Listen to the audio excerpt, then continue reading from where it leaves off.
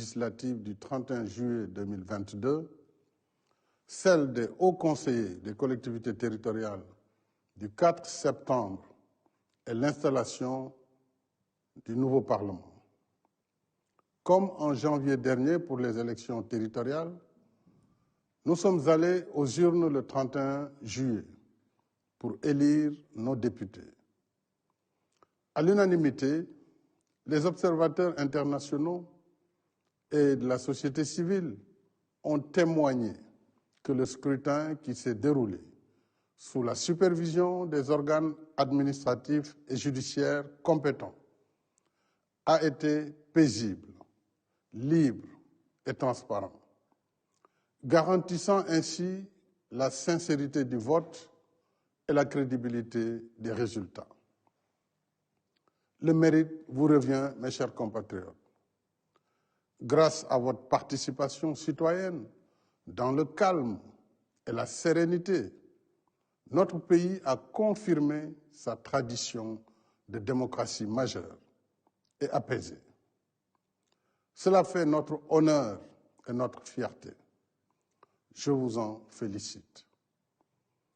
Je remercie et félicite les services de l'État, les organes de contrôle, ainsi que les forces de défense et de sécurité, pour la parfaite organisation du scrutin en pleine saison des pluies, 6 mois seulement après les élections territoriales.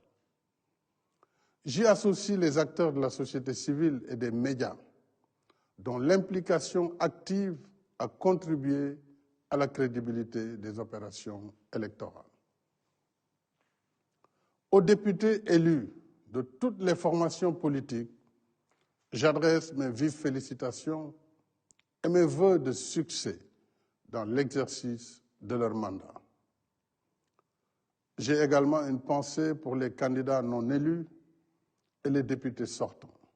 Le renouvellement du mandat électif étant l'essence de la démocratie, la composition de la nouvelle Assemblée reflète la liberté et la pluralité de nos choix, mais aussi nos aspirations et nos espoirs.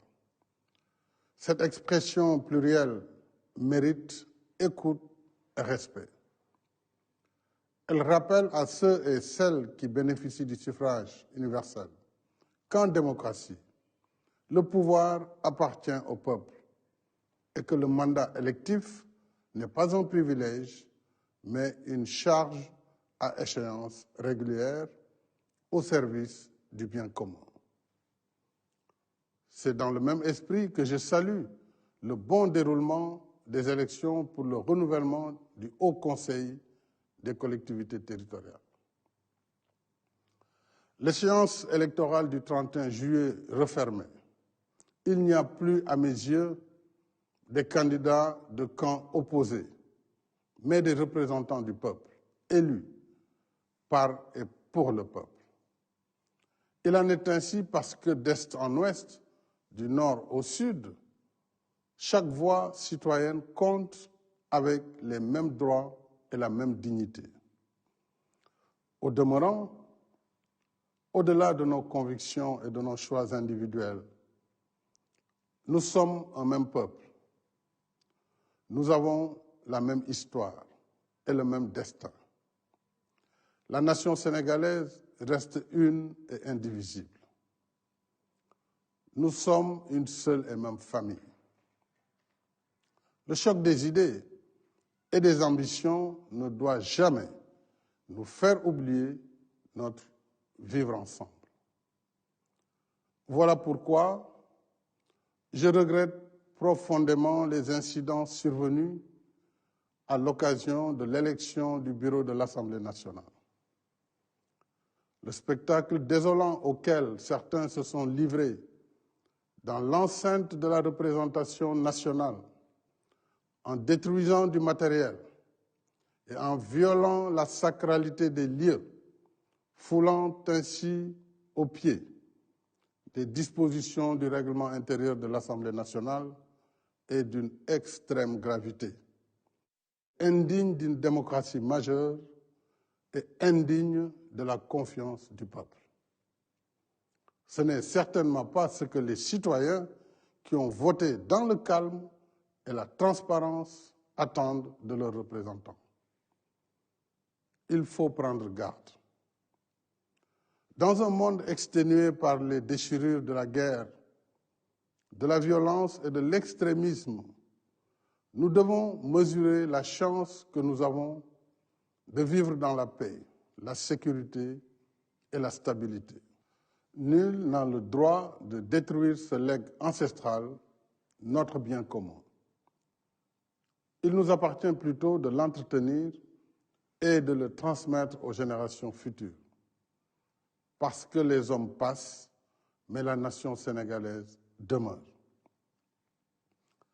En vertu des charges constitutionnelles qui m'incombent, j'ai le devoir de nous rassembler autour de notre bien commun et de notre commun vouloir de vie commune, parce que c'est mon rôle de garant de l'unité nationale et du fonctionnement régulier de nos institutions.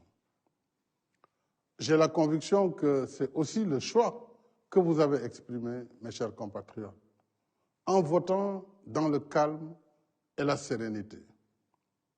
Par ce vote, vous avez réitéré votre attachement à la paix, contre la violence sous toutes ses formes, parce que la nation reste unie au-delà de ses diversités et pour que nos institutions continuent de fonctionner sans entrave. Votre message de paix, de stabilité et d'harmonie nationale doit être entendu de tous, sans exception.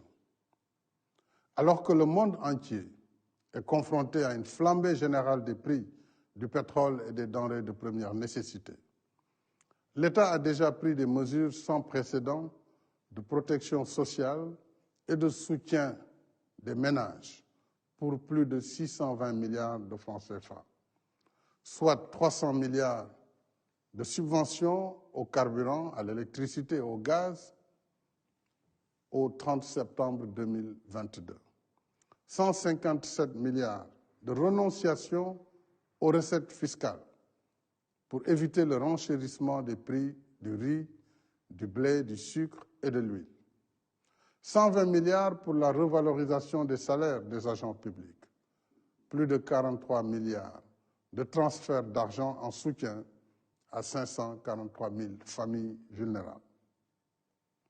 Les mesures d'allègement du coût de la vie et de soutien à l'emploi et à l'entrepreneuriat des jeunes, la lutte contre les inondations, la cherté du loyer resteront pour moi la priorité des priorités parce que mon souci, c'est de tout faire pour rendre le quotidien plus supportable pour tous.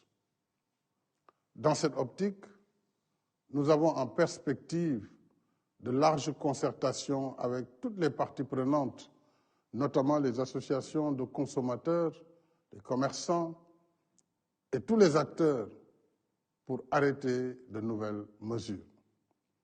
Ce sera une des tâches prioritaires du nouveau gouvernement que je m'apprête à former dès demain. Ainsi, et ensemble, mes chers compatriotes, j'ai confiance que nous poursuivrons la dynamique du Sénégal que nous aimons. Une nation unie où bouillonnent sans cesse la passion et la joie de vivre ensemble. Une nation plus forte et plus prospère dans la paix, la sécurité et la stabilité. Je vous remercie.